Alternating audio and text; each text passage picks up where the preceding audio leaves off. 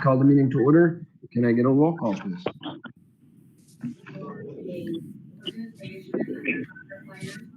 Mrs. Craig? Here. Mr. Hayden? Mr. Giuliano? Here. Mr. Nuss? Here. Oh, I see Mr. Hayden just got here. Yes. Here. Mrs. Ranzan? Here. Mrs. Steele? Here. Mrs. Stoll? Here. Mrs. Whitty? Mr. D'Agostino? Here. We have a quorum. Would you please join me in the flag salute? I pledge allegiance to the flag of the United States of America and to the republic which stands one nation under God.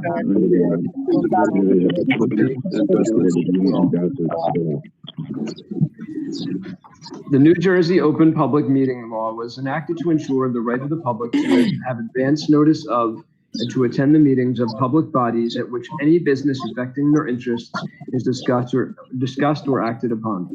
In accordance with the provisions of the Act, the Sussex-Wantage Regional School District Board of Education has caused notice of this meeting to be published by having the date, time, and place thereof posted in the school building and notice of said meeting sent to the New Jersey Herald and the Star Ledger. The Sussex-Wantage Regional School District is a responsive, caring, child-centered community.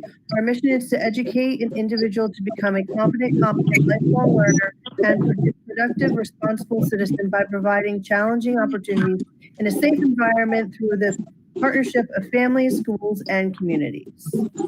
Thank you. At this time, we will move on to the report of the Superintendent of Schools. Good evening, everybody. Thank you for joining us tonight. I'm just going to ask the board members, if you haven't already done so, if you can put yourself on mute. There's just some background noise. And then if you want to speak, you just have to remember to uncheck the mute. So tonight, the purpose of this evening was to kind of give an overview, talk about the roadmap to reopening and enact the committee to do so. So the topics that I was going to review with you, just to discuss a few updates. Mrs. Riker can note the CARES Act, just to talk a little bit about what that is and to kind of highlight different committee areas. And I can't take credit for the template that I'm going to use that was put out by an educational organization, but they basically highlight a few key areas that we should begin thinking about. Governance, wellness, instruction, facilities, operations, and technology. So to just update you a little bit, I want to be clear with everyone that we have not received any updates from the state at this juncture regarding September or what to expect for September, anything along those lines. So tonight and the committee work that will happen from this point forward is largely just kind of thinking about what we should be thinking about and brainstorming different things that we're seeing around the country and how we might best prepare for those scenarios. One other area that I wanted to highlight was our last board meeting. I mentioned grading. So we'll send out some correction notifications to parents in a group notification that I'm going to do later this week. I previously mentioned the opportunity to try to go to a pass-fail and kind of a hybrid system where you could also get a grade for the VORP marking period. That's just not going to be doable in our system, so I do apologize for that. We're moving straight to straight pass-fail. Mr. Schwartz is working diligently to try to remove marking period 4 from GPA calculations. No honor roll, things of that nature.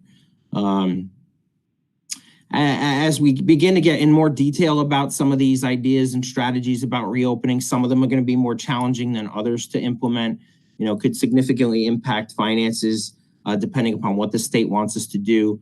We've been waiting for some additional guidance on closeout, things like locker cleanouts. As of now, Executive Order 107, students are not permitted on our campuses. So we're brainstorming ways in which we can enact things like locker cleanouts. And I'm sure you've been seeing some things from around the county, around the state, how districts are doing that. We're probably going to have to move into the direction of doing that sooner rather than later, especially for our 8th graders. And these are just topic points that we can kind of use as discussion items, again, to think about what we should be thinking about as we await some more guidance from Trenton. I believe graduation's been a topic of discussion. So Governor Murphy recently made an announcement that he would permit in-person graduations after, I believe it was July 6th. We were supposed to get, as I'm told, some updated guidelines about that either tonight or sometime this week. So we're waiting to see what that is, if that's viable for us. We'd love to provide kids with every opportunity we can, and we just need to review those things to see what's viable for us. The CARES Act, I don't know, Mrs. Riker, can you just kind of highlight kind of a once over what the CARES Act is so everyone knows? Sure. The CARES Act stands for it's the Federal Coronavirus Aid, Relief, and Economic Security. That's the CARES Act. And it gives funding sources to local education agencies, which is a school district. And specifically, it establishes the Elementary Secondary School Emergency Relief, or the ESSER Fund. And the purpose of this is to give money to school districts to address the areas most impacted by the disruption and closure of schools caused by COVID.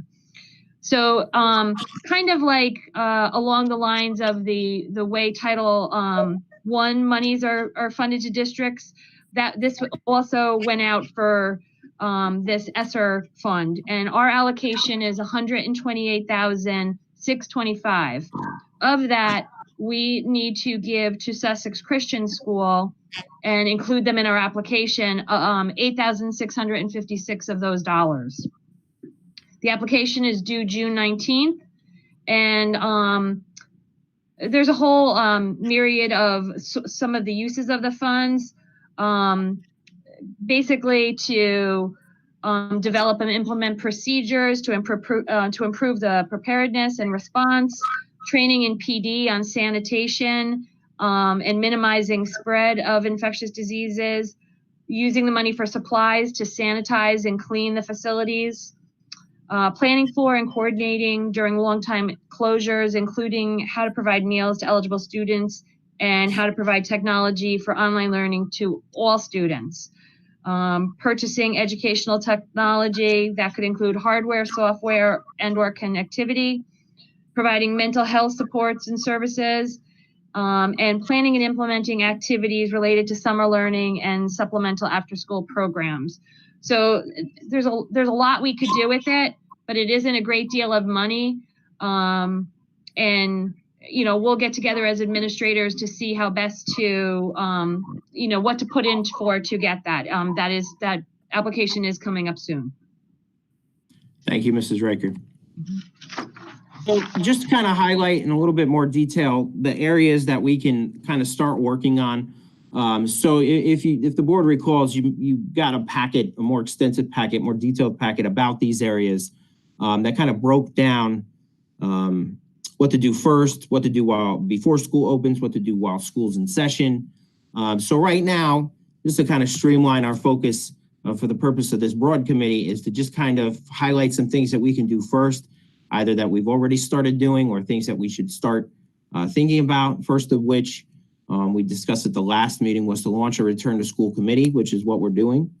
Name a leader with single point accountability. And I'm not trying to skirt responsibility, but Mr. Kronsky did offer himself up as to be totally accountable for this circumstance, so the board can consider. Articulate a vision in line with local values and community needs. Define and assign roles, responsibilities. Now, some of our administrative staff are already conducive to some of these different areas. Mr. Petrowski's conducive to the facilities section, Mr. Kronsky's conducive to the technology section, Mrs. Demolakis, the instructional section, and so on. If we can not necessarily leave this meeting with a virtual meeting schedule that's set, but have the understanding that that's what we're working towards by next week, and assess anything else we might need as we move forward.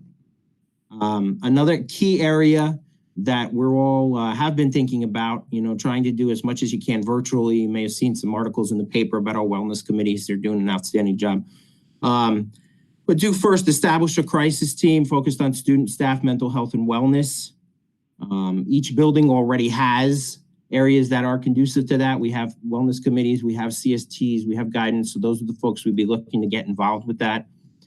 Assess the resources that we have to see if we need support from outside resources. You know, we already have great relationships with things like organizations like the Center for Prevention, OEM, so things like that who will be able to assist as needed and provide resources for staff self-care. Again, there was a news article about the Wellness Week that all the folks coordinated. With instruction, so again, thinking about next year, you know, you're kind of brainstorming various different potential scenarios. Again, we haven't gotten any concrete information about that. I wouldn't expect that probably for a month or two until the governor sees how the COVID cases continue to, you know, the data continues to what it demonstrates. But in line with that, building a return to instruction working group led by Mrs. Thimolakis. You want to compose that of a diverse group of stakeholders, special services, the board curriculum committee, again, is conducive to that. We want to have teacher representatives, parent input. One of the key things that we're going to have to do is to develop a plan for assessing students, and we've already begun to talk about that. And that's where we're going to plan to administer MAPs, DRAs by October 1st. Compared to last January, February administration. That's something that we'll ask that committee to reflect on. Inventory all of our programs, know what we're dealing with.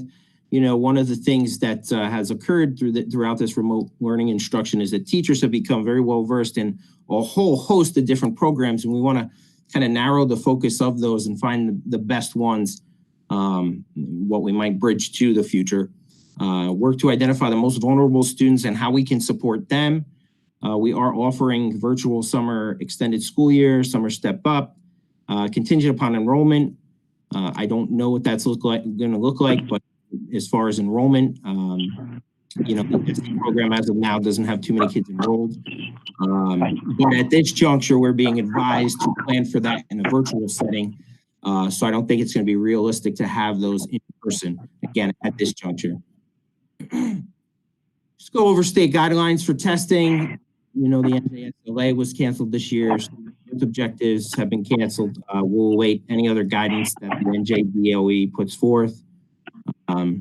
We kind of want to take a look at, you know, this is almost like a giant pilot program in virtual instruction, remote learning. So we want to take a look at, you know, the areas of success, areas of growth, the things that we need to improve on, and develop some concrete curriculum plans for that moving into September, should that be the case. Again, I don't want to imply that we've received any information. We haven't, but you're just, again, thinking about what you should be thinking about.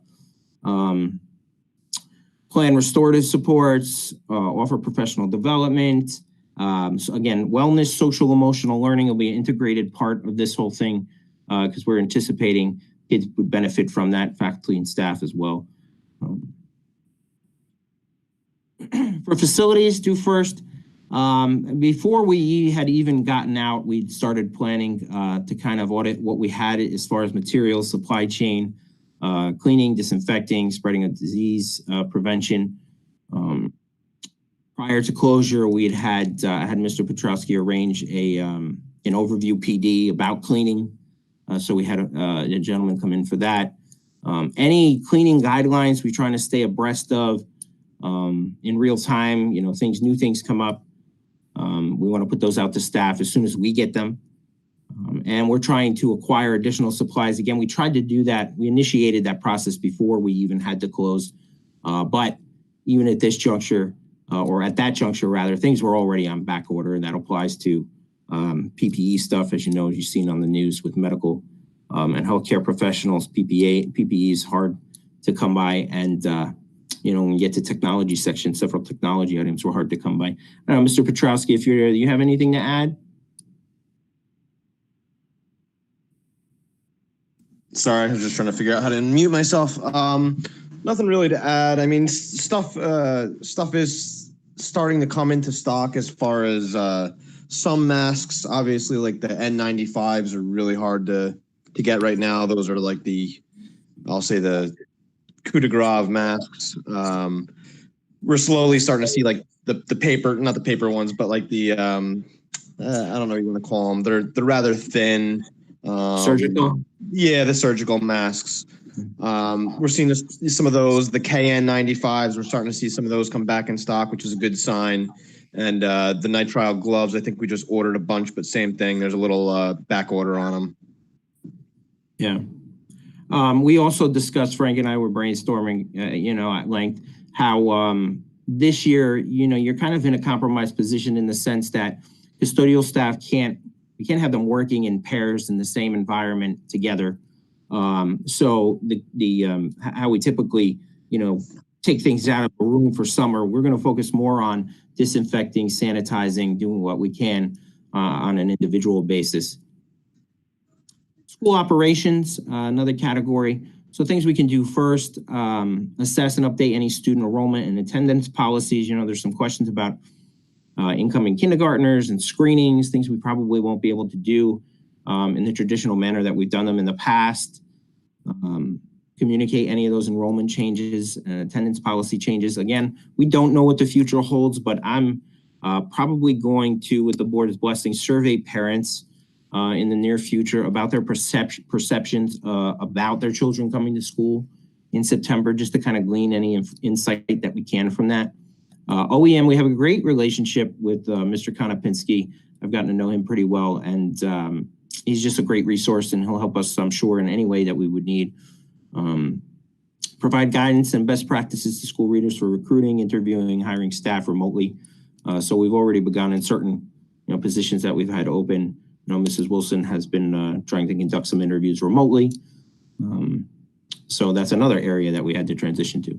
Technology. So some things that were occurring before we even had to close. Mr. Kronsky is really on top of all the technology facets, as his department always is. But we needed to disseminate technology devices as necessary. We're still kind of brainstorming how to get those back because they need to be sanitized, refurbished, upgraded, things of that nature. Inventory and order essential supplies. Again, that began prior to closure. Things like hotspots, Wi-Fi enabled laptops. As you can imagine, more and more difficult to come by these days. Work with staff to identify, isolate, remediate any concerns with the multitude of software applications. So like I said before, teachers have been using a variety of tools, and we want to kind of narrow that now to identify what's worked best for them and how we can maintain consistency or horizontal, vertical articulation over grade levels. There were a number of companies, Mr. Kronsky can elaborate on this, offering free software, entice folks into trying their product. And at some point, that those will no longer be free. So, Mr. Kronsky, did you have anything else you wanted to add? No. No, you did a good job. I'm just waiting for the governor to give us. I'm going with that. Give you guidance. Got guidance from the governor. Yeah, I'm going to go with that. Okay. Thank you. So, if it meets with the board's expectations, kind of one of the things I wanted to transition to after this meeting, the kind of overview, was to kind of create subcommittees or join the various committees we already have with a group cross-section of stakeholders. Each principal, each department has kind of elicited volunteers who'd be more than willing to participate and give their insight across grade levels, across schools, and serve on those different committees. So if Board of Education members would begin thinking about, how we might integrate them, how we might plan meetings consecutively after this before our next work session. But we certainly want Board of Education members, administrators, members of SWIA, not just a bargaining unit, but teachers, TAs, staff members. We have a secretary who's interested in participating, which would be great insight because they manage, the flow of students and calls into the office.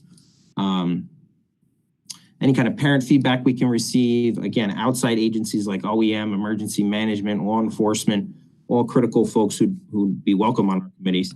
And things we can do next would be to take those volunteers that we have, kind of see what their natural propensity is for what they'd like to participate in. You probably find folks who want to participate in a multitude of different areas and assign them to specific committees.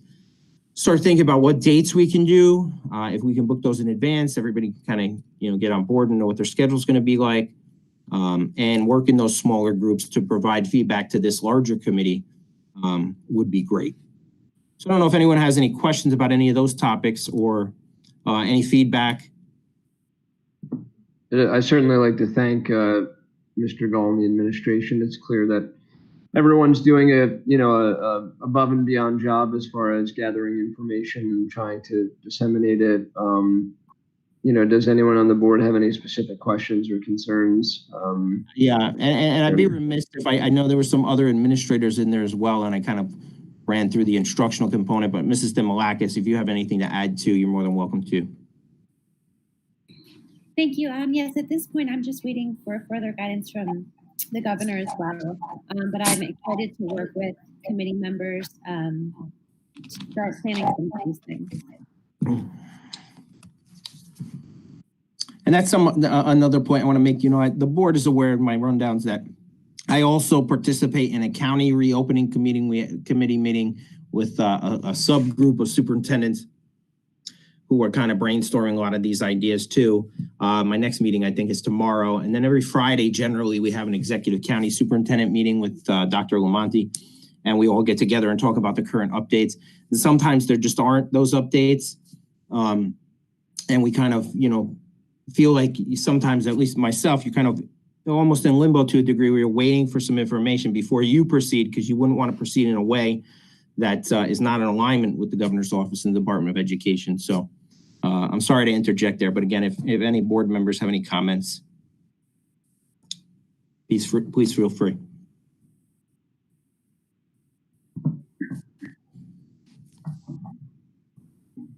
I think it's great that we're meeting as a whole too, so the public can see, the efforts that you guys are making, and sort of be with us step by step as we go through this process. As you guys said, it's very early on, but it's good that the public has a sort of a window into this as well.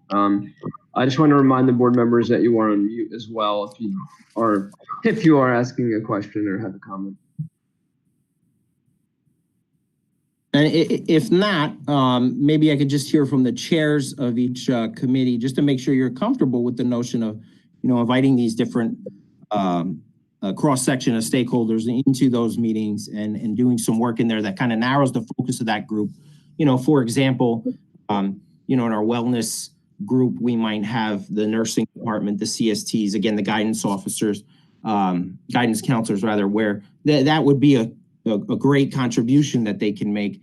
And not that they couldn't make a great contribution in another area, I'm sure they could, but that may be an opportunity to tap into their expertise. I think it's great. The more people we can have, the better we are. Insight that we wouldn't know. As the chairperson of the Curriculum and Special Services Committee, I feel like we should have some teacher representation there to kind of get their perspective on what they're thinking about. Again, I'm like broken record about regression, both academically and emotionally. And so I really think that the teachers would be a great resource. So that's where I think we as a committee should be going toward. I agree. I absolutely agree. Yeah, this is Ken. I'll just echo both of your comments. I definitely agree. The cross-section of different mindsets would definitely be beneficial. Great. And then with respect to administrators, I was kind of thinking, have 1 or 2 administrators in each subgroup just to, again, add to that cross-section. But, I'll talk to them about which one they would be interested in. Again, natural fit kind of for me, sense that Mrs. Wilson would probably be insightful for wellness, Mrs. Demolakis for instruction, Mr. Petrowski and Mr. Schwartz for facilities, Mr. Gregory for operations, and Mr. Kronsky, of course, with technology. Mr. Gold, I know there wasn't a tab, but and we really don't have a finance committee. We only have the budget one. But whatever all these other committees come up with, there needs to be a discussion on the finances as well, especially if we may get a state aid reduction. I keep waiting. Yeah, so I would agree with that, but the reason there's not a tab is because your committee has an omnipresence over all the other committees in my. So does that mean I have to sit on every committee, Mr. Gold? It sounds like it. Now, you don't necessarily have to sit on everyone, but the ones where we're going to spend money, we certainly want you involved in that. And in the other ones, we can always report out. And that's probably why it's a good idea to come together as this larger group, so everybody gets, insight into what is happening in those other subgroups. As far as the community outreach, I think would be a good idea if teachers, parents want to come in, or even people from the public that want to come might have some ideas. We could. Yeah, and we had already started, as you know, Mrs. Stoll, but you're more than welcome to elaborate on it, engaging students, teachers, and if we can now transition that to the virtual world, kind of build on that in the context of, they'll be insightful as to what kids' perspectives are about, returning to school and things of that nature. That would be great. I think they're all worried about that, of returning to school and how it's going to be and what's going on. Yeah. And I know the kids are worried about graduation. That's all I hear. Yeah. Yeah. Like I said, I talked to Mr. Shores about it today when we heard about the governor's message. I mean, everybody wants to afford kids the best opportunity possible. We obviously want to do that in a safe fashion. And we're kind of waiting on, one, those guidelines, and two, we'll have to inquire from our, our insurance as to what they're willing to carry and protect us from, as I've heard, varying rumors about that. But again, community outreach, critical to this communication. And, maybe as I look through more of the details in one of these other subcommittees, maybe it's a nice vehicle for one of them to kind of join. Sure. I think it might be worthwhile looking at. Will the attorney be? Will Francis be? And my only reason for asking is, will Francis be at any of these when it comes down to what if we have situations of not wanting to come back to school for understandable reasons? Do you get like guidance in that regard? Of I don't want to speak for her. I think she's on this call. Yes, I absolutely can be. Okay. And again, as I mentioned at the onset, you're kind of trying to brainstorm and think about what you should be thinking about, and being ahead of the curve to some degree. And it's somewhat challenging in the sense that you just don't have those concrete guidelines yet. And I don't fault anyone for it. It's been an evolving circumstance. But the more details we get, the more details we can plan for. Agreed.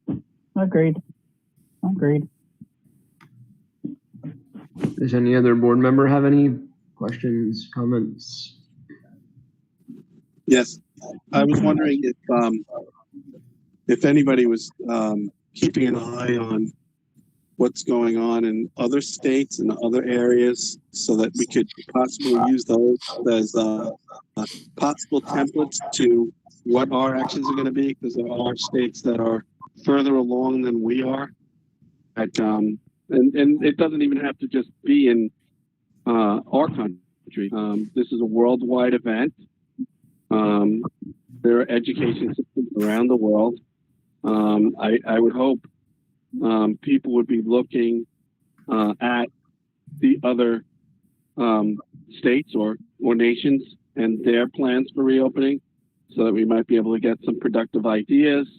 I also think that with regards to the Buildings and Grounds Committee, might be helpful to have Mrs. Wilson along, because she can give us a better idea of what we need to do with the facilities with regards to our special needs population. And as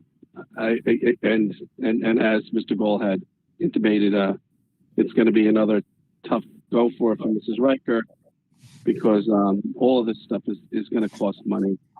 And we're actually, as Mr. Mooney used to say, trying to build a plane in the air. But it's better to be out ahead of the guidance and share ideas than it is to lag behind. And I'm glad everybody took this opportunity to be here this evening to discuss this most important aspect of this horrible situation. And actually, sorry, go ahead. No, I actually, in Kevin's new job, he was actually tasked with creating an opening plan. That's what so literally been scouring the WHO, scouring what Sweden did, literally combing. We've been pulling articles. There was one we pulled from Montana. It's kind of like comparing apples to oranges because the whole building was 52 kids. But other ones where they're doing part-time virtual in the building, we have a stack that's got to be 2 inches thick. So if anybody would like them, I can figure out a way to copy them so that you can see the information. There's a 91-point checklist out there. It's not a what you should do, it's what you should be asking. It was designed by the Plainsboro Regional School District. He's the president of the Garden State Coalition. The name of the document is 91 and COVID spelled backwards, so it's DIVOC. That's online. It's out there. We have it because we've been going over it because of what Kevin was tasked with, because he's not like Fauci, but he's tasked with this. But we have a stack. So if anybody would like them, I'd be happy to share them because there's tons of ideas. But I think it goes back to the same principle that until we get the guidance from the state, and that's what they always do. They say, okay, well, we're waiting for the guidance. And then boom, they throw it out there and it's, well, go figure it out for yourselves. Unfunded mandates and everything else. But we do have a stack. So if anybody would like what I have to read, I'd be more than willing to copy it and get it to you. Thank you, Craig. To talk to Mr. Hyden's points, to give you some background on, the other states, the other countries, I've probably been doing the same internet searching that you've been doing and reading up on those different things. Then the executive county superintendent's group, the reopening committee, that's where some of that's occurring more frequently. And tomorrow we're looking at Maryland's document, which is pretty extensive. Not only did they, not the only school districts are ahead of this where they have to be, but they also come back to school much earlier in certain places of the country, relatives down in the South and things like that enter schools in, late July, August in some instances. So they have to be ahead of that a little bit. So in one respect, that's an advantage where you get to see what other school districts are doing.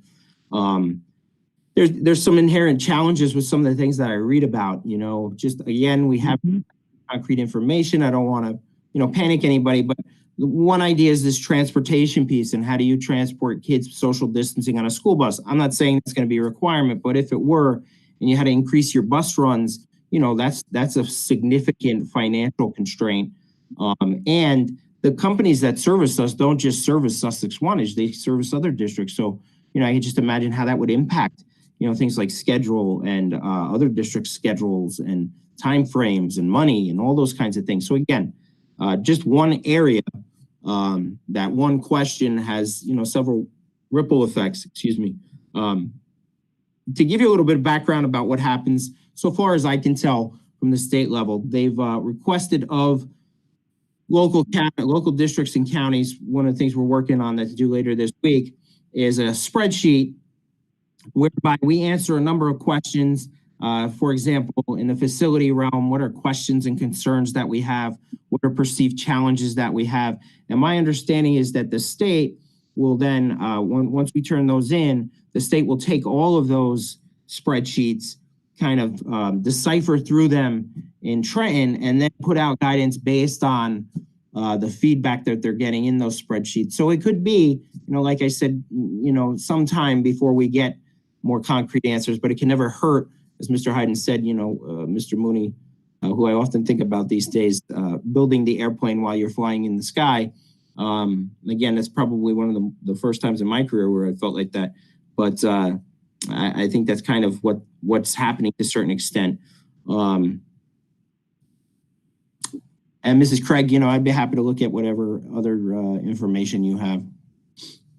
Yeah, it's like this, like the stuff we talked about. It's out there. You can find like all over the place. And the only reason I was able to see it is because of what Kevin was tasked with and really researching all over the place, and this was, almost 3 weeks ago. So it was looking at what the other countries did. But in the end, we still have to wait for Trenton to tell us what to do. But I think we're going to end up, in my opinion anyway, just my opinion, we're going to be doing a lot of thinking outside the box on this. I do like that doc that I saw. I think it gives the committees a jumping point, that 91 dive-off case. It gives you questions that you just might not think about as far as PPE, as far as the protocols, as far as testing, as far as... And I think it gives great questions for the subcommittees, I think. A great jumping point that we can brainstorm. I've seen that document, and I think you're right. I mean, that would probably be best served if we tried to dice it up into respective areas of expertise.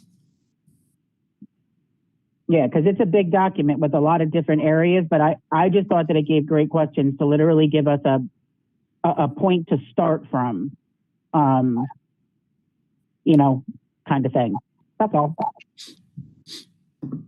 It's great that we're doing the surveys as well, because obviously the education of the kids is very important, but the safety of the children is the most important. So the fact that the administration is actively communicating with the parents is very important, in my opinion.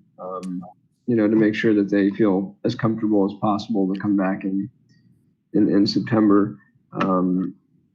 Do other board members have any input? Mr. Giuliano, Mrs. Steele, anybody have anything they'd like to add or say? I don't at this time. I don't. Right. Yeah. I know we're going to get a lot more information, I'm sure, you know, over the next week or two. And then I believe we have another meeting on, what is it? June 10th, I believe. Is that correct? I think so. Yeah. Yeah. I think if we have children that have a weak immune system, those parents may be afraid to send their kids to school. I don't know how many we have, but there are some out there that catch everything very easily. Or if the parents, you know, are compromised with their health, you know, the kids could bring it home. You know, should I send my child compromised? Right. But again, those are things that the DOE has to come with, you know, attendance and stuff like that, which I think that they'll be a little bit more lenient like they have been, but that's not something, I think we need the perimeters of the DOE before we make any decision on that. Mm-hmm. Yep. Absolutely. And Mr. D'Agostino, just don't let me forget, we have a couple of audience comments before we depart. Sure. Does anybody on the board have any other questions, comments, anybody from the administration before we move forward to those audience remarks? No, you already covered the questions I was going to ask. Great. All right, then let's move on, Mr. Bell, if you have that in front of you, to the audience remarks. So we have a few comments from Ms. Megan, one comment from Ms. Megan Landgraf, from that correctly, regarding kindergarten. Is there an update on kindergarten screenings? So one of the areas we're working on with the teachers at the Lawrence schools is going to be extraordinarily challenging, potentially impossible to conduct traditional kindergarten screenings. And the virtual component, you know, where you're looking at motor skills and things of that nature, it just wouldn't be viable. So we're going to put some information about what to expect for kindergarten. We are brainstorming kindergarten orientation, which, you know, usually involves a bus ride and get excited about. So unfortunately, we weren't able to have that either. So coming up with an alternative would be great. We have another comment from a Miss Christina Sarapucciello requesting reimbursement for, looks like tickets to a play. She goes to comment about how pleasant it's been to work with the teacher, but she's looking, you know, essentially looking for her reimbursement. She knows that 8th grade trip money was reimbursed out. And as the board knows, that was kind of a priority because it was our highest ticket item. So I know we are working on those other things, and we can reach out to her directly. All right. Well, thank you very much. Are there any other comments, Mr. Gull? Yeah. Let me just give me 1 minute, Mr. D'Agostino. Yeah, there is another one from Mrs. Gray. No, I don't think that is. I think that just went out to the district. Yeah, Oh, it was. okay. Yeah, okay. It also went. I looked at it briefly and it went on the site. former students and parents. So I don't know if it was, I don't think it was directed to this board email account, but you know, if I'll touch base with Mrs. Gray, if it was, I'd certainly recognize what she's saying. But again, I agree with Mr. Kronsky. I don't think it was. Great. Well, thank you very much. And thank you to the board and the administration, to the members of the public that took the time to attend and to be involved in this important discussion. And with this, I'll look for a motion to adjourn, please. Yeah, if I could just, before I interject, I just want to, in response, thank you and the board for your support. I mean, the administration talks about it all the time, that you folks are incredibly supportive. And we can't thank you enough. We know that I said at the beginning, this is an imperfect situation, imperfect process, imperfect response, but we couldn't do it without you folks. And I also want to thank Swea and Mrs. Van Orden, who stepped up, who'd also like to serve on our committee. She's been very supportive of circumstances too. Thank you very much, Mr. Gall. All right, let's look for a motion to adjourn, please. I'll make a motion. Thank you, Mrs. Craig. Thank you, Mr. Nuss. All in favor? Aye. Aye. Have a great night, everybody. Thank you. Have a good night, everybody. Have a good night.